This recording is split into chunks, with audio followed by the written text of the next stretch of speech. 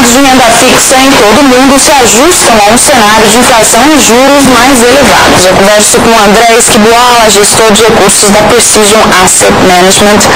André, qual é o grau de incerteza ou de nervosismo no mercado diante desse novo cenário? A possibilidade de aumento de taxa de juros no mundo inteiro agora, não só mais no Brasil, que a gente já está vendo esse processo acontecendo há algum tempo, na Europa e nos Estados Unidos, não mais abaixando a taxa de juros e agora com possibilidade de subir, aumenta muito a incerteza dos agentes econômicos quanto a realmente os investimentos fora dos seus respectivos países, fazendo com que talvez entre menos dinheiro em mercados emergentes como o Brasil, por exemplo, provenientes de Europa e Estados Unidos. Então você espera uma redução no fluxo de investimento estrangeiro para cá, é isso? Talvez não tão significativa, mas efetivamente isso deve acontecer. A pessoa tem menos vontade de partir para novos riscos, sendo que eles pagam ou vão pagar um pouco mais no seu país de origem. E falando um pouquinho de política monetária, que todos os relatórios dessa semana, PIB, ata do Copom, IPCA, sinalizam para os próximos movimentos da Selic. Selic deve continuar subindo, foi uma ata até branda no nosso entendimento, a gente acredita que ela poderia ter sido um pouco mais forte ou poder mostrar realmente que o governo está mais preocupado. Vai haver a reunião dos economistas junto com o Banco Central, onde eles vão reescrever um relatório de inflação. Isso faz a gente acreditar que nas próximas reuniões, são mais 4 esse ano, vão vir mais meio ponto em cada uma delas, e no ano que vem muito provavelmente mais 3 ou 4 reuniões de meio ponto sim. Então isso faz com que a gente tenha uma subida significativa na taxa de juros para tentar conter esse movimento de inflação. Então, na sua opinião, a Selic no ano que vem vai subir para 18% para essa casa? Olha, eu não sei se chega a 18, mas realmente ela tem que subir bastante. Se você for compondo as taxas, os DIs já estão projetando um aumento significativo aí para mais umas 3 ou 4 reuniões do ano que vem. E qual é o risco de o Banco Central já estar atrás da curva? Não diria que é um risco, eu diria que é quase uma verdade.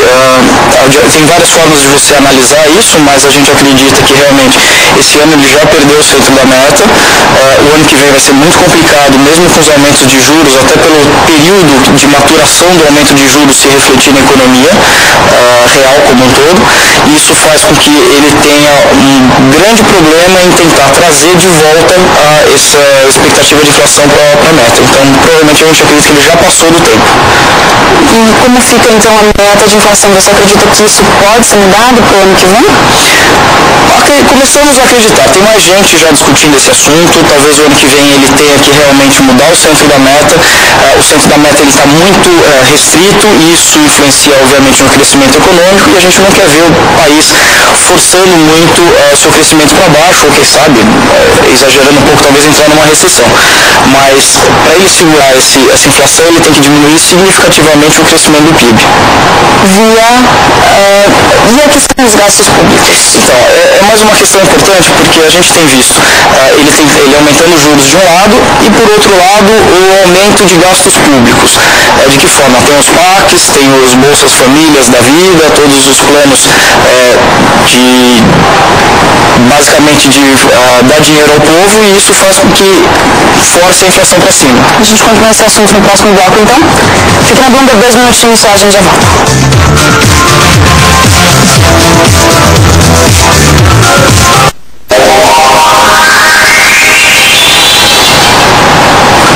Os mercados de renda fixa em todo o mundo se ajustam a um cenário de inflação e juros mais elevados. Eu converso com o André Esquiboala, gestor de recursos da Precision Asset Management.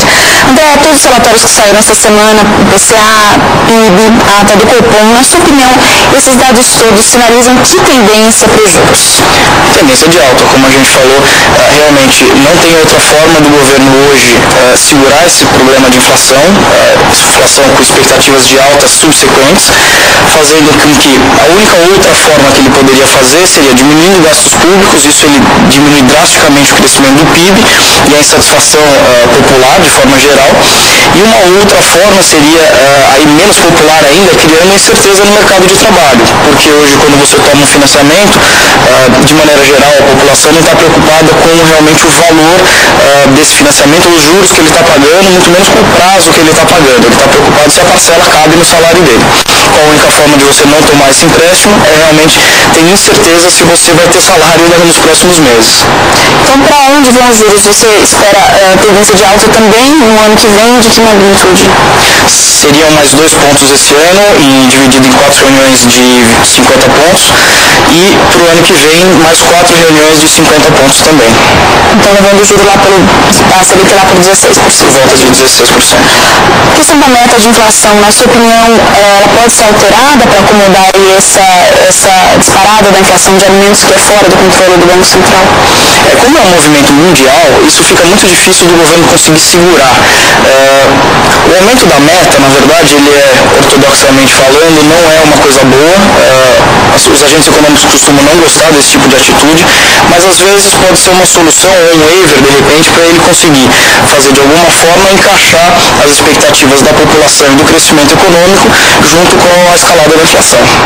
Voltando então para o mercado de renda fixa, que títulos do governo tendem a se beneficiar nos próximos meses nesse cenário que você descreve? Olha, com o aumento de taxa de juros, os títulos pré-fixados perdem totalmente seu apelo, a menos que realmente eles estejam com um ágio muito forte, aí há prêmio na curva, mas acredito que hoje está muito pouco, talvez os mais longos, com seu eixo mais alto. Os títulos pós-fixados LFTs, sem dúvida, são os mais comuns, e os títulos indexados à inflação, quando você tiver uma redução do cupom que eles pagam junto com a inflação, aí sim eles vão se tornar realmente mais atrativos. Você já nota uma entrada maior de fluxo de recursos nesses títulos? Com esse aumento de juros, o que aconteceu? Os títulos privados perderam um pouco seu appeal, perderam um pouco seu glamour. Então, basicamente, os agentes têm voltado para os títulos do governo e buscado oportunidades em outros tipos de ativos, que são basicamente os contratos futuros de DI, as opções de IDI, etc. Você não espera uma retomada nas emissões maiores de debêntures? Mais para frente. No começo desse ano, eu diria que até outubro, a gente vai ter muito pouco, mas para o final do ano a gente já começa a ter algumas oportunidades de emissão, e o ano que vem também. Essa semana o dólar se recuperou bastante em relação às outras moedas fortes. O euro e inclusive está na maior cotação em 3 meses em relação ao IEM. Esse fortalecimento do dólar no exterior está pesando no câmbio aqui no Brasil de forma significativa? Você tem vetores opostos, na verdade. Você tem o dólar se valorizando lá fora e o influxo de capital via a diferença de taxa de juros. Então, a variação do dólar ela ainda não está muito significativa no sentido de caminho para ele. Ele tem variações intradia, obviamente, mas realmente o caminho dele não está mudado ainda. Qual que é a sua expectativa para a trajetória do câmbio? Então, o que mais vai pesar nos próximos meses? Muito difícil acertar essa observação, mas eu acredito que o influxo de capital continua sendo um fator importante. O Brasil continua recebendo muito capital de fora, aí via tanto emissões de ações, tivemos aí recentemente mais uma muito grande, um IPO significativo, a OGX, e também sobre investimentos diretos. O país tem crescido bastante com esse PIB em crescimento franco, então você tem muito investimento direto vindo para o Brasil. E toda semana nós vemos grandes bancos estrangeiros anunciando novas perdas por causa da questão da crise das hipotecas de alto risco nos Estados Unidos. Isso tem pesado sobre a demanda de papéis de dívida brasileira? De alguma forma, as pessoas que tinham recursos com esses bancos estão buscando outros tipos de recurso, outros tipos de investimento lá fora, notadamente. E aí entram os títulos da dívida brasileira emitidos lá fora. Em questão também, não só no Brasil, os juros estão com tendência de alta, também na Europa, nos Estados Unidos. Como isso deve influenciar o fluxo de recursos para o Brasil? Com a redução, talvez, se você tiver um aumento de taxa de juros lá fora, ou talvez até manter a taxa de juros lá fora, aos poucos a diferença paga entre o Brasil e os outros países diminui, né? Isso faz com que o capital estrangeiro tenha menos apetite para vir para o Brasil.